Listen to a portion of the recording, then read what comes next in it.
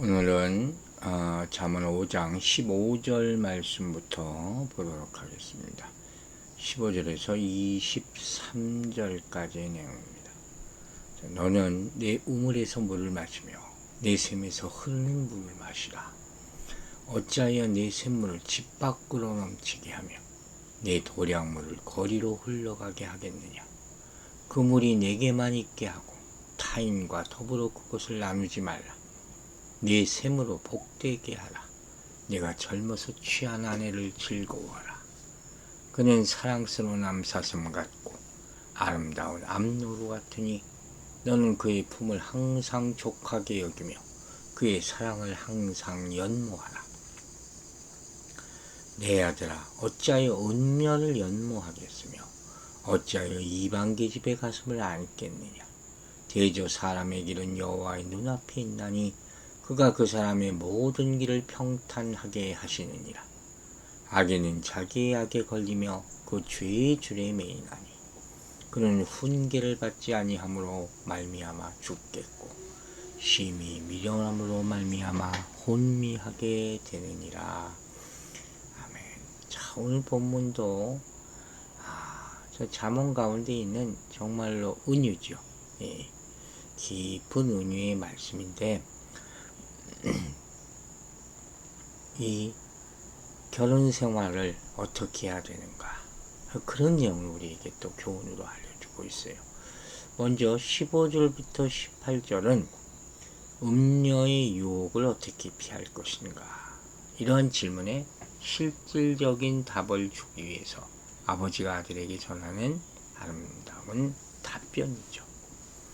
음녀의 유혹을 물리치는 효과적인 방법은 여러분 뭐겠습니까? 바로 자기 아내와 친밀한 관계를 유지하는 것이다. 듣고 나서 보니까 너무도 당연한 것이죠. 근데 여기 깊은 의미가 담겨져 있다는 것이죠. 아내와의 친밀한 사랑이 있으면 바깥에서 외도할 이유가 없다 하는 거예요. 그런데 15절부터 참 놀라운 이 시적 표현이 나오는데, 이 아내와의 친밀한 관계를 뭐라고 비유했느냐? 물로 비유했어요. 이 네 가지 종류의 물을 통해서 부부간의 친밀함을 아주 생생하게 묘사하고 있습니다. 첫 번째로 언급된 물은 뭐예요? 우물에서 나는 물. 내 우물에서 물을 마시며 했잖아요. 우물은 이 바위 지역에 인공적으로 파놓고 빗물을 모아둔 웅덩이를 의미합니다. 그래서 사실 신선도가 가장 낮다고 볼 수는 있죠.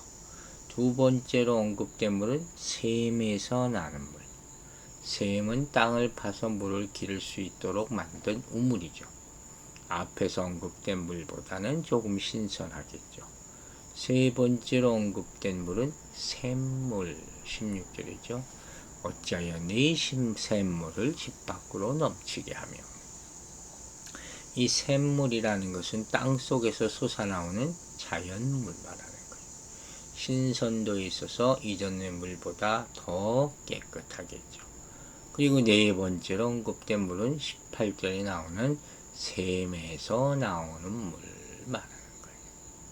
이 물은 천연 생수를 의미합니다. 즉, 이 단락에서 아내와 누리는 친밀한 사랑의 관계를 남편의 갈증을 채워주는 물에 비유하고 있다. 참 절묘한 비유라고 보입니다. 그리고 이 얘기는 시간이 지나면서 부부관계가 더 좋아져야 한다는 교훈을 네 종류의 샘물을 들어서 강조하고 있는 거예요. 무슨 의미인지 아시겠습니까?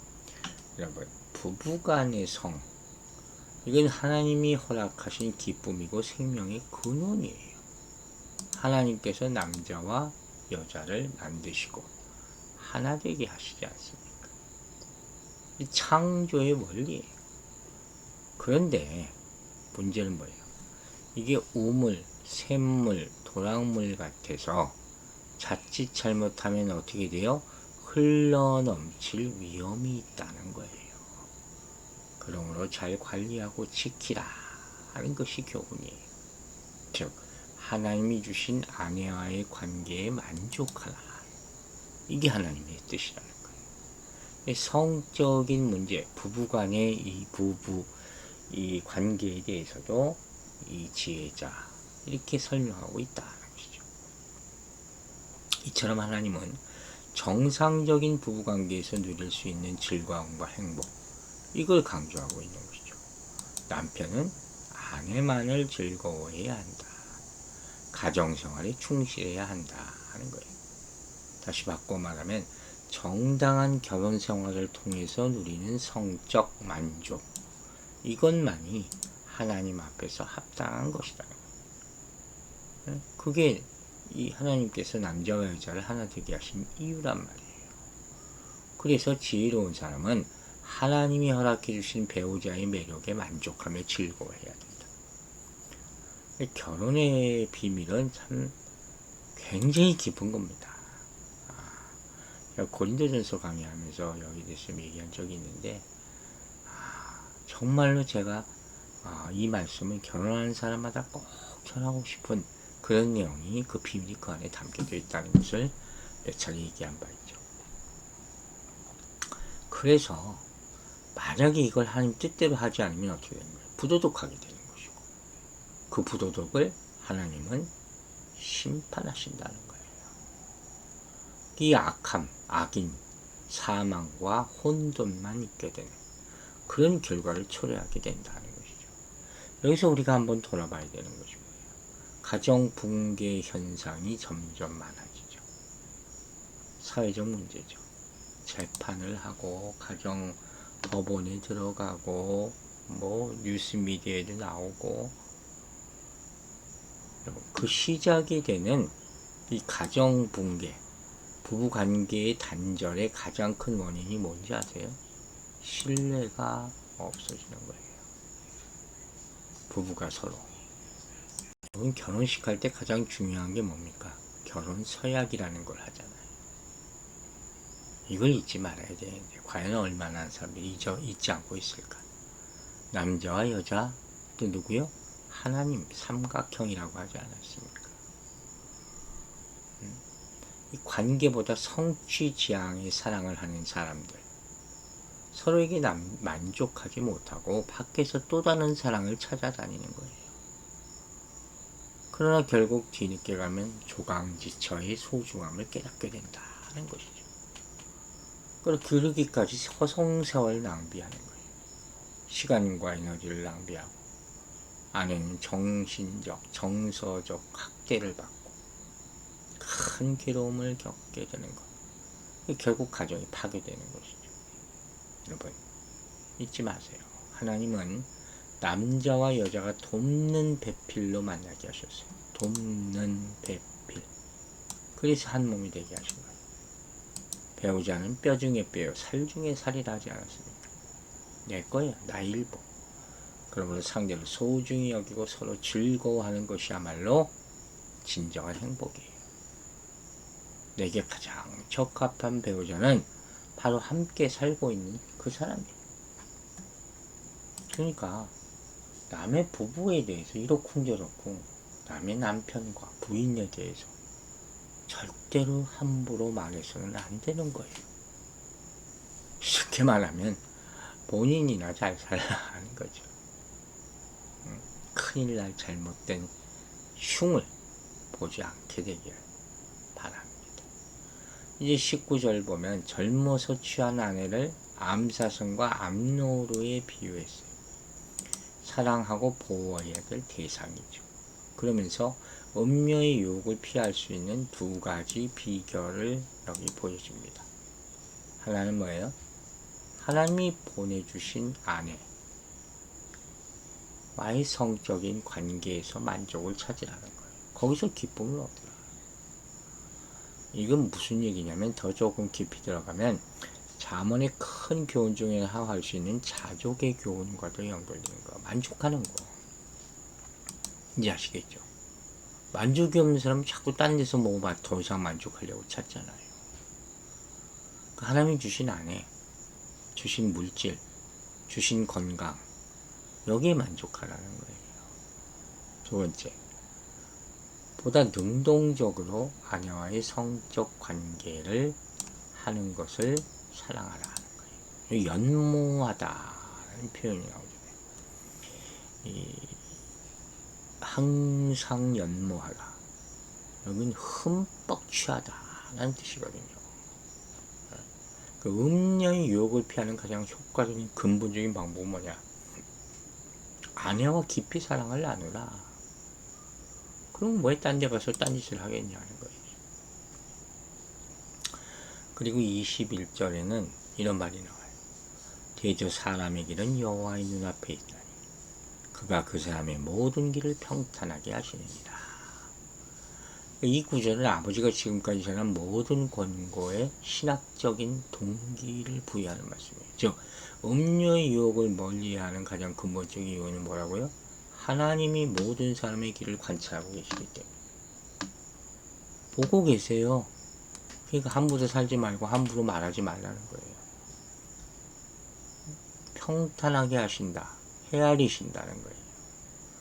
음료의 유혹으로 인한 성적인 범죄, 가장 은밀한 범죄라 그랬죠. 자기만 아는 것 같이.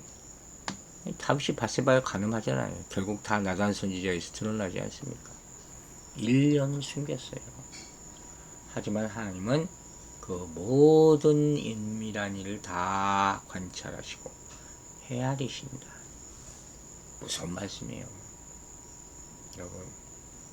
그래서 다시 말하지만 지혜로운 사람은 아내와의 정상적인 성적인 관계를 통해서 만족을 얻어야 되는 것이고, 아내와 나누는 성적 즐거움을 통해서 음행의 유혹으로부터 벗어날 수 있다는 말씀이에요.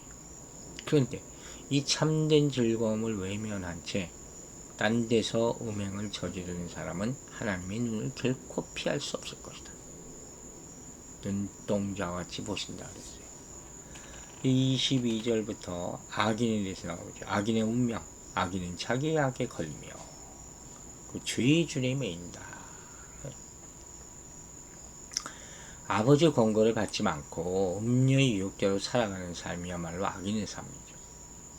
그 결과는 죽음과 혼돈일 뿐이다. 혼미하게 되느니라. 마지막에 나오잖아요.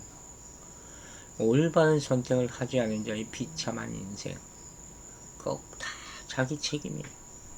탓하지 말라는 거예요. 여러분, 여기서 우리가 마지막으로 한번 돌아봅시다. 신앙생활을 잘한다고 하는 사람들이 의외로 성적인 유혹에 빠진 경우가 많아요. 그리고 이 유혹은 사실 부부관계가 소원해질 때 일어날 수 있는 거예요. 사단은 우리의 약점을 파고듭니다. 그래서 부부는 서로에 대한 사랑의 의무를 다해야 된다는 거예요. 서로에게 만족하고 감사하고. 음행의 길을 걷고 있는 사람이 있다면 정말로 이 시간 돌이키시기 바랍니다.